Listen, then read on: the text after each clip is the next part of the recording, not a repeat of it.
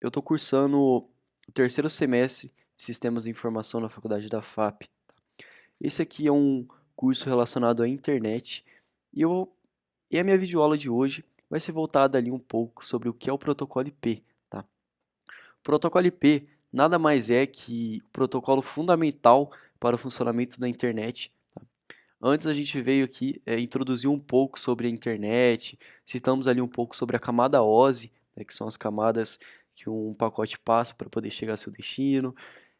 E aqui eu vou trazer para vocês, adentrando mais na parte lógica da internet, tá? Que nada mais é que o protocolo IP. Tá? Aqui o nosso slide ele explica um pouco sobre o que é IP. Tá? IP nada mais é que um protocolo da internet, é um protocolo fundamental utilizado em toda a internet, sendo responsável por permitir a comunicação e o tráfego de dados entre diferentes dispositivos de rede. Tá? É, Nesse ponto, ele cita um pouco o que eu acabei de passar para vocês. O protocolo IP ele é fundamental para a comunicação entre equipamentos, fundamental para o funcionamento da internet em si. Tá? Por exemplo, todo computador, todo celular, todo notebook, tudo que você deseja que funcione, né, na internet, ele precisa ter esse protocolo vinculado a ele. Tá? Ele precisa ter um IPzinho ali, né, eh, que nesse caso seria um identificador exclusivo, né? Como o nosso próximo tópico cita. Cada dispositivo ou domínio conectado à internet possui um identificador exclusivo, chamado de endereçamento IP, Internet Protocol Address, né? E esse IP, ele nada é que uma série de caracteres. O endereçamento IP ele é composto por uma série de 4 conjuntos de caracteres, separados por pontos, sendo que cada conjunto varia de 0 a 255. Por exemplo, 192.168.1.1 é um exemplo de endereçamento IP da versão 4. Tá? Esse aqui que eu cito é 192.168.1.1, ele é o endereçamento de IPv4, tá? Versão 4, IPv4. Ele é um endereçamento privado, tá? Ao decorrer dessas aulas, eu vou citar um pouco, né, sobre endereçamentos públicos e endereçamentos privados, e nas próximas aulas eu vou explicar, eu vou me adentrar mais sobre o que seria esse IPv4 privado, o que seria esse IPv4 público, tá? Além ali de explicar para vocês um pouco sobre o IPv6, tá? Então, dando uma revisada, né, sobre o que eu vou explicar para vocês aqui, vou explicar um pouco sobre o IPv4, que é o que compõe esse slide aqui, esse primeiro. Em seguida, eu vou explicar um pouco sobre IPv6, tá? Que é a versão 6 do protocolo IP. Qual que é a diferença entre os dois, tá? O protocolo IPv4 já é um protocolo mais antigo, e o IPv6 é um protocolo novo, que veio para substituir o IPv4 na vida das pessoas, né? Na vida da internet como um todo, tá?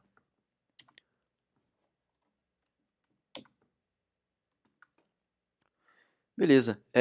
Protocolo IP é o protocolo utilizado para roteamento e endereçamento de pacotes de dados, garantindo que eles possam viajar pelas redes e chegar ao seu destino correto. Como eu citei no slide anterior, o protocolo IP ele é um identificador exclusivo. Tá? Por exemplo, o meu celular ele vai ter um IP, meu notebook ele vai ter outro IP, meu computador vai ter um outro IP. Então, tudo que navegar na internet como um todo, ele vai ter um identificador dele, ele vai ter um IP vinculado a ele. Tá? E esse IP ele é utilizado para esse ponto, encaminhamento de dados. Tá? Através do protocolo IP, o pacote vai saber em qual destino ele vai chegar. Por exemplo, eu estou aqui no meu celular, eu quero acessar um site, Facebook, por exemplo. Tá? O Facebook ele tem um IP próprio para ele, tá? Como eu também vou ter o meu próprio IP.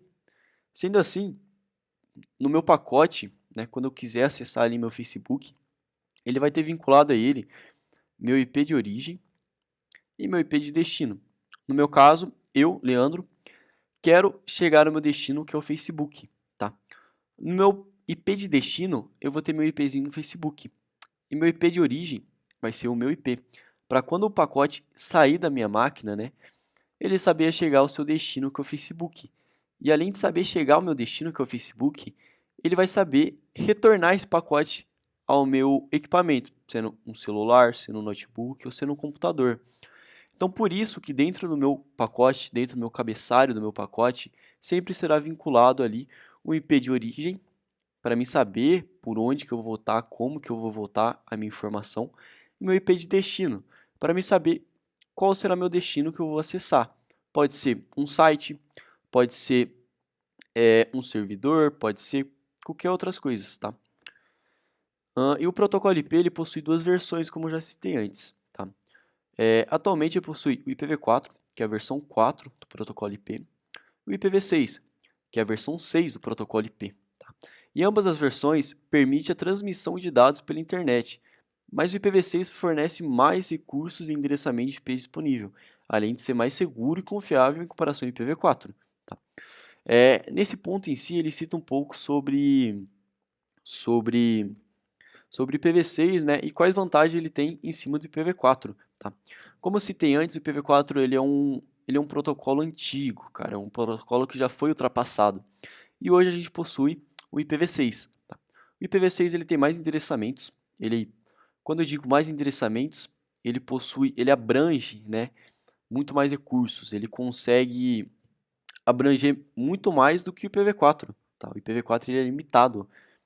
E o IPv6 ele tem muitos IPs livres que você pode utilizar no mundo inteiro, tá? Você pode ter uma faixa de crescimento muito grande com o IPv6, além dele ser mais seguro e mais confiável. Por ser um protocolo mais novo, ele foi desenvolvido de forma melhor que o IPv4, tá? Aqui eu mostro um pouquinho sobre a demonstração de IPs. Como eu estava citando antes, todos os destinos ele possuem um IP específico para eles. Aqui, por exemplo, eu utilizo o Instagram, o Google e até o próprio site da FAP. Tá? Até o site da FAP possui um próprio IP, tá? De destino. E aqui, para você ver, eu utilizei um teste que vocês quiserem fazer na própria máquina de vocês, é simples e fácil de fazer. É só vocês abrirem o CMD, caso for um Windows, né? Ou o terminal, caso for um Mac que vocês utilizam, tá? E utilizam esse comando ping, tá? Que nada mais é que um teste de comunicação. Ele vai mandar um pacotezinho falando: "E aí, cara, você tá up, você tá funcionando, eu posso te acessar tranquilo", e ele vai me retornar uma resposta, tá? Por exemplo, aqui, eu coloquei ping instagram.com, ele me voltou um IP, tá? Isso já se pega um pouquinho em questão de DNS, tá? Tradução de um nome para um IP. Tudo que você acessar na internet, ele tem uma tradução de um nome para um IP, tá? Por exemplo, o Instagram. Se eu dar um ping instagram.com, ele vai voltar um IP. Se eu for testar e pegar esse IP que ele me voltou e colocar no meu navegador, ele vai me voltar o site do Instagram, que é o mesmo site que eu estou tentando acessar. Por quê? Porque os dois é simplesmente a mesma coisa. Tem apenas uma tradução ali para ficar mais fácil para a vida do usuário conseguir acessar os seus destinos. Imagina, por exemplo, você toda vez que quiser acessar alguma página web, você ter que colocar números. É complicado, né?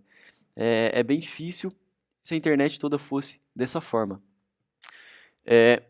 Então, se você testar ali na sua máquina, abrir seu CMD, né, caso de Windows, colocar lá seu ping e qualquer destino, pode ser www.google.com.br ou www.facebook.com, por exemplo. Todos esses testes, eles vão te voltar um IP. E normalmente esses IPs vão ser tudo da versão 4, que possui 4 campos separados por ponto, tá? E esses pontos, como eu citei nos slides anteriores, ele vai de 0 a 255. Por exemplo, nesses testes que eu acabei de fazer aqui e retornar para vocês, tá? Nenhum dos números que são separados por pontos passam desse limite de 255, tá? Você vê, todos são 192, são 157, 142, 191, mas nenhum deles passam do 255, porque ele tem o seu limite de 0 a 255, tá? Então, se vocês quiserem fazer ali o teste na máquina de vocês, vocês vão entender um pouquinho mais sobre o que eu estou falando, tá? Próximo slide, aqui eu mostro um pouquinho para vocês um cenário de uma pessoa na vida real, tá? Aqui, por exemplo, eu tenho uma pessoinha que tem um notebook, tá? Que aqui é a partezinha de baixo. Tem seu IPzinho ali 192.168.1.3. E esse carinha, né, quer acessar ali um site que é o www.google.com, né? E ele possui ali um modem residencial, cara. É um modem ali que seu provedor de internet vai disponibilizar para você, tudo configurado, todo bonitinho, só acessar e navegar, tá bom? E é dessa forma que é feito um teste, é dessa forma que sai um pacote, né, do seu computador. Por exemplo, esse carinha computador 192.168.1.3 quer acessar o Google, tá? Ele vai mandar uma informaçãozinha ali para o seu modem residencial com o IP 177.1.1.1, tá? E esse computador, e esse modem residencial vai falar, putz, cara, agora eu tenho que acessar o destino 142.251.128.4, que é o IP que o Google utiliza, né? Então, para você ver, ele não vai procurar o nome google.com, ele vai procurar o IP que é traduzido pelo Google, tá bom? E esse pacotezinho chegando no seu modem, vai olhar e falar, putz, eu tenho que acessar o destino 142.251.128.4, como que eu faço para chegar nesse destino, né? Consequentemente, esse modem ele vai jogar para o seu provedor de internet. Tá? Seu provedor de internet vai mandar para outro provedor de internet, e esse outro provedor de internet vai mandar para outro provedor de internet, até chegar ao seu destino. Tá? Por que ele faz isso? Porque a internet como um todo, eles são todos conectados. Tá? A internet não tem magia, não existe magia. É um segundo mundo, cara. É um segundo mundo que tudo é interligado, tudo tem seus endereçamentos, seus destinos, seus caminhos. E a internet funciona dessa forma, tá? Então, quando chega aqui seu pacotezinho no seu modem residencial, fala, nossa, tem que acessar o Google, cara, 142.251.128.4, como que eu chego lá? O pacotezinho manda para o seu provedor. E dentro desse pacote, ele possui esses dois campos, origem, meu IPzinho de origem, que vai ser meu modem, e meu IPzinho de destino, tá? Então, com essas duas informações, o seu pacote vai saber chegar ao seu destino e vai saber retornar do seu destino, né? Chegar até o seu, ir até o seu Google, até o seu destino que você deseja e retornar para sua máquina sem ter nenhum problema e vida que segue, tá? E aqui eu falo um pouco mais sobre o protocolo IPv4, né? Que além de ser um protocolo antigo, é um dos protocolos que ainda é mais utilizado hoje em dia, tá? O protocolo IPv4 basicamente compõe a internet inteira. O protocolo é utilizado pelo mundo inteiro, onde possui sites, servidores, entre muito outros serviços que utilizam essa aplicação, tá? O IPv4 foi criado pela IETF, tá? É uma força-tarefa de engenharia da internet, em setembro de 1981, tá? Este protocolo possui 32 bits no seu campo de endereçamento, tá? E o protocolo IPv4 ele possui 4 bilhões de IPs, tá? Agora você vai me falar assim, cara, não possui 4 bilhões de pessoas no mundo. Como que eles aumentaram para o IPv6, para ter mais IPs, né? Por que eles fizeram isso? Quando nós falamos de IPv4, não estamos falando apenas de pessoas e endereçamentos, estamos falando de sites, cara.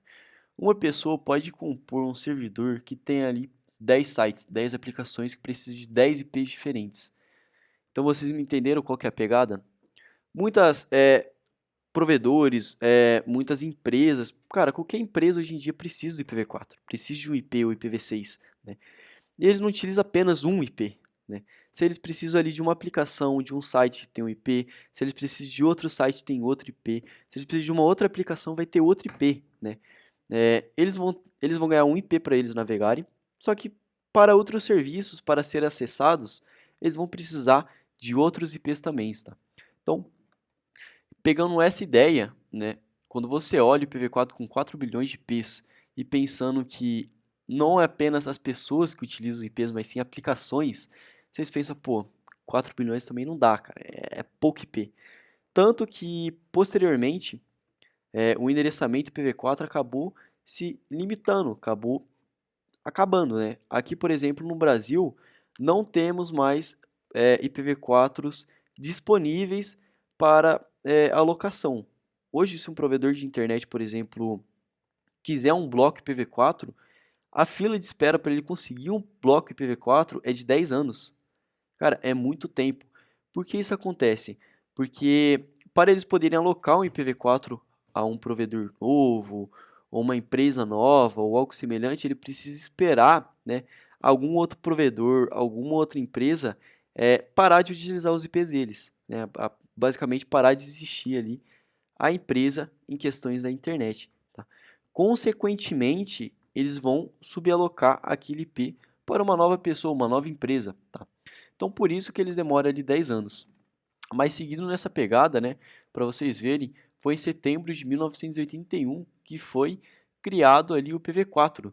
Cara, faz muito tempo, muitos anos já.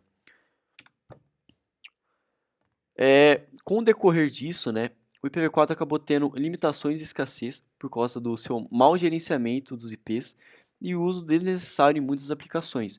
Quando o IPv4 lançou, cara, ao invés do pessoal pegar e falar, eu vou pegar aqui uma quantidade X de IPs aqui porque é o que eu necessito, né?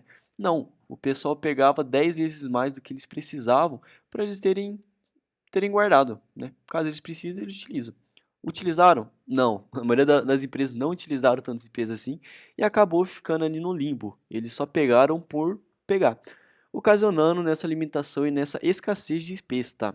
Com o tempo, como eu citei antes, ocorreu o esgotamento de IPs nos últimos anos. Acabou esgotando, porque o pessoal começou a utilizar tanto, como eu falei, foi utilizando de com mau gerenciamento e uso desnecessários, né, em muitas aplicações que acabou o IPv4.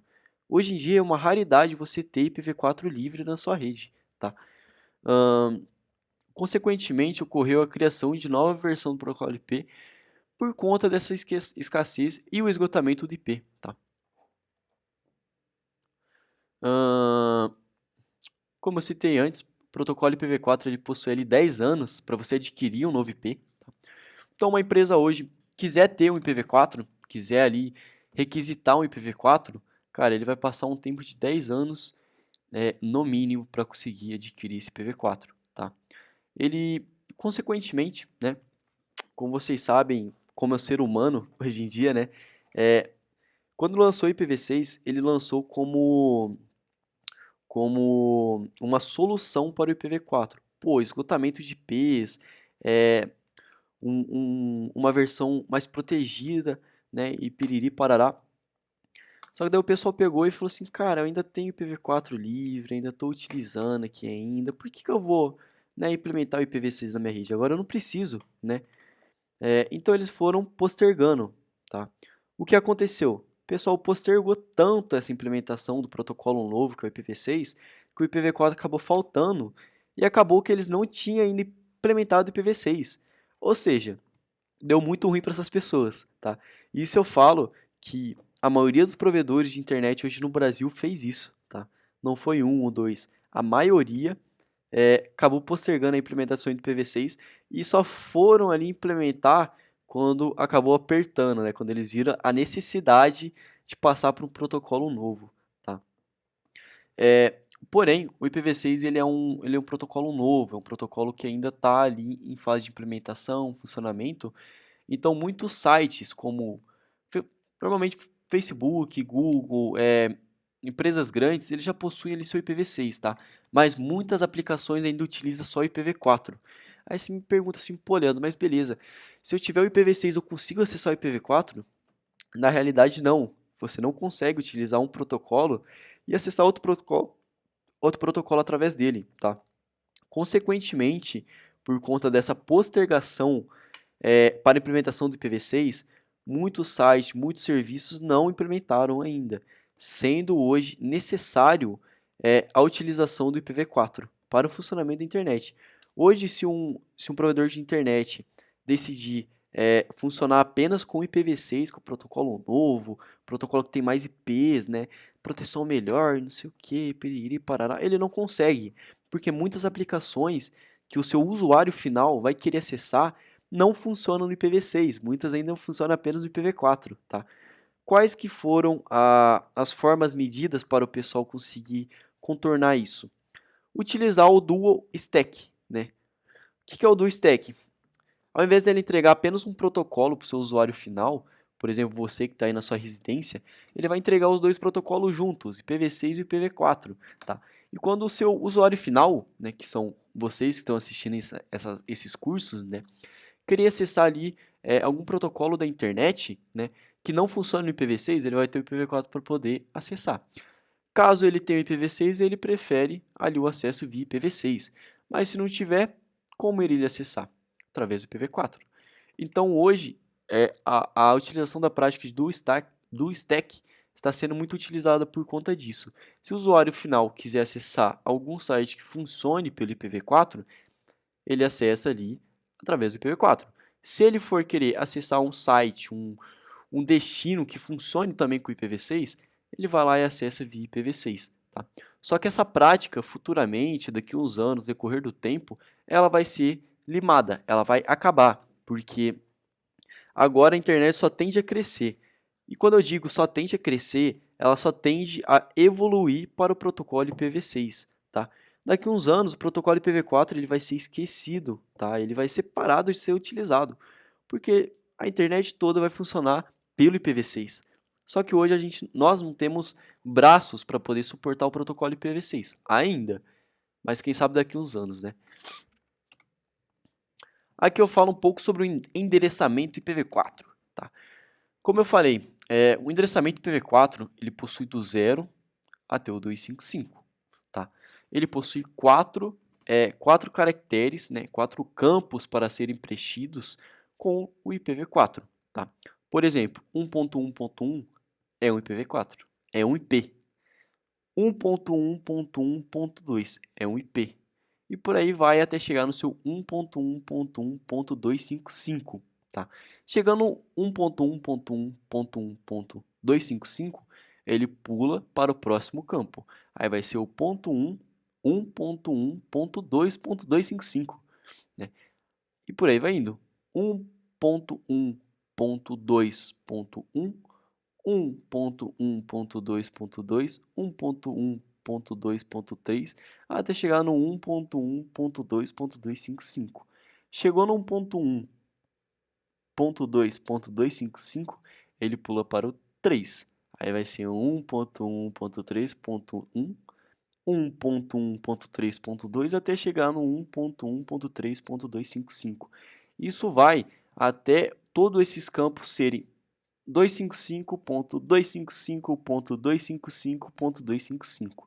Esse é o último endereçamento do protocolo IPv4, tá? Então, começa no 1.1.1 e termina no 255.255.255.255, né?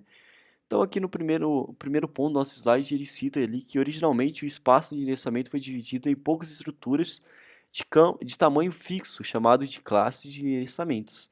As três principais classes, classe A, classe B e classe C, examinando os primeiros bits de um endereçamento, o software do IP consegue determinar rapidamente qual a classe e logo a estrutura do endereçamento, tá? Então aqui a gente possui na classe A o primeiro octeto, que vai de 1 a 127, né? Então vai do 1 até o 127. Parte de rede N e parte de rede de hosts. Então N é uma rede e hosts é o H, tá? Aí nós possuímos um mascaramento, que é 255.0.0. Mascaramento eu vou explicar um pouco mais ali nas aulas, tá? Um pouco mais no decorrer do tempo eu vou falar para vocês, tá? E ali ele vem uma quantidade de endereçamentos por rede, tá? Por exemplo, a classe A, tá? Primeiro octeto vai do 1 até o 127, ele possui 16.777.214 IPs, tá? A classe B, ele vai do 128 até o 121, para vocês verem, é menos, né? São menos ranges, né, que ele abrange.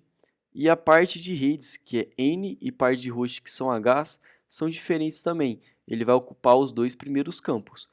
No meu primeiro exemplo, na classe A, ele ocupa apenas o primeiro campo e os três últimos campos são para hosts, certo?